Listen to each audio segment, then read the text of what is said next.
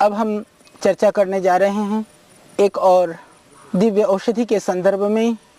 तो आज जिस पौधे के विषय में हम आपसे चर्चा करने जा रहे हैं, यह आयुर्वेद का अत्यंत दुर्लभ और हमारे ऋषियों के द्वारा जिसका बहुत अधिक प्रयोग किया जाता है, उस तरह का यह पौधा है। इनको हम आयुर्वेद में द्रोणपुष्पी के नाम से इसको हम जानते हैं। आयुर्वेद में इसको अत्यंत विषहर पौधा कहा गया है। किसी भी तरह का जहर का असर यदि शरीर में हो गया हो, उसको निकालने के लिए हमने यहाँ तक सुना है, उस प्रयोग को हमने नहीं किया है।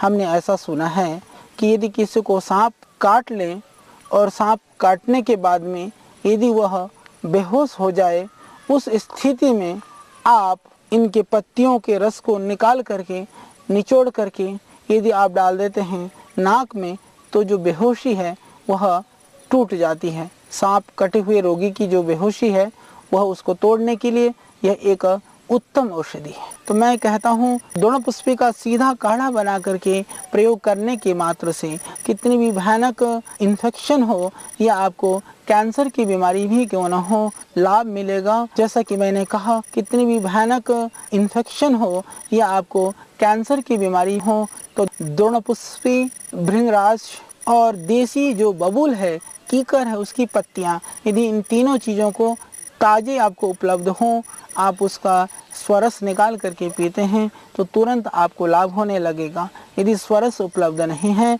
तो द्रोणपुष्पी, भृंगराज और नीम की पत्तियां, इसको मिला करके आप काढ़ा बना करके पी सकते हैं। उससे आपको कैंसर जैसी जो भयानक व्याधि है उसमें रिलीफ मिलेगा, लाभ मिलेगा। उससे आपको उस बीमारी को ठीक होने में सहयोग मिलेगा।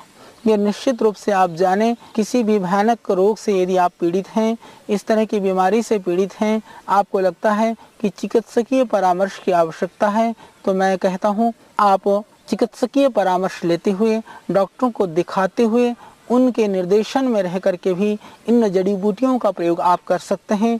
इन जड़ी बूटियों के प्रयोग से आप उन रोगों से जल्दी मुक्त हो सकेंगे। उन रोगों की जो जटिलता है, कठिनता है, उससे बचने में यह औषधियाँ सहयोगी और कारगर हो सकती हैं। तो आज भी बहुत सारे जो लोग हैं जो आयुर्वेद के अंदर जो कैंसर के लिए दवाइयाँ देते हैं, वो लोग निश्चित रूप से ये द्रोणपुष्पी का प्रयोग भी करते हैं अन्य औषधियों के साथ। ये एक अनुसंधान का विषय है। निश्चित रूप से जो द्रोणपुष्पी आपके सर्प विष जैसे जो विष को खत्म कर सकती हों, वो औषधियाँ कैंसर जैसे रोगों को समाप्त कर सकती हों, वास्तव में इसको लेकर के अनुसंधान की भी आवश्यकता है। और इसके गुमा का जो एक हम सत्व भी बनाते हैं। हालांकि द्रोणपुष्पी का जो सत्व है वह काफ़ी जटिलता से बनता है, कम मात्रा में बनता है, फिर भी उस सत्व को यदि आप प्रतिदिन सेवन करते हैं तो बहुत तरह के जो विषैले औषधियों का प्रभाव है, या मैं यूँ कहूँ कि आज जो वातावरण प्रदूषित है, प्रदूषित वातावरण, जो आदमी चलते फिरते भी बहुत तरह के अशुद्ध वायु का ग्रहण कर लेता है। आज अनाज के अंदर विविध तरह के जो केमिकल्स और पेस्टिसाइड्स डले हुए हैं, उनकी वजह से जो शरीर विकृत हो जाता है, जाने अनजाने में जो हम जहर का सेवन कर रहे हैं, उससे बचने के लिए भी मैं कहता हूँ सिर्फ 2-3 ग्राम का प्रातःकाल उठ करके काढ़ा बना करके पी लेते हैं, तो उससे आप उस जहर से, उसके दुष्प्रभाव से, उसके कुप्रभाव से आप बच सकते हैं। उसके लिए यह एक बहुत ही दिव्य औषधि है। ये सर्वत्र उपलब्ध होती है। वैसे ये देखने में सुंदर लगती है। इसको आप अपने घर और आंगन में भी लगा सकते हैं। जैसे कि मैंने आपको कहा, इसके अंदर जो पुष्प हैं वो पुष्प भी बड़े सुंदर लगते हैं। शाम होने पर ये थोड़े अपने आप ही झुक जाते हैं, वैसे दिन में ये सीधे हो जाते हैं। तो ये बहुत सुंदर भी है, अत्यंत गुणकारी भी है।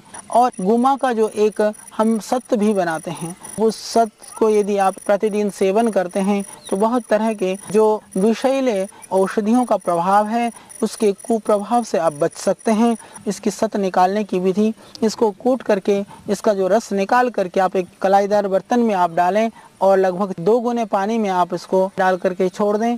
24 घंटा छोड़ देने के बाद में इसका जो रस का गाढ़ा अंश है वो इसके नीचे बैठ जाता है, बर्तन के नीचे, और पानी ऊपर आ जाता है।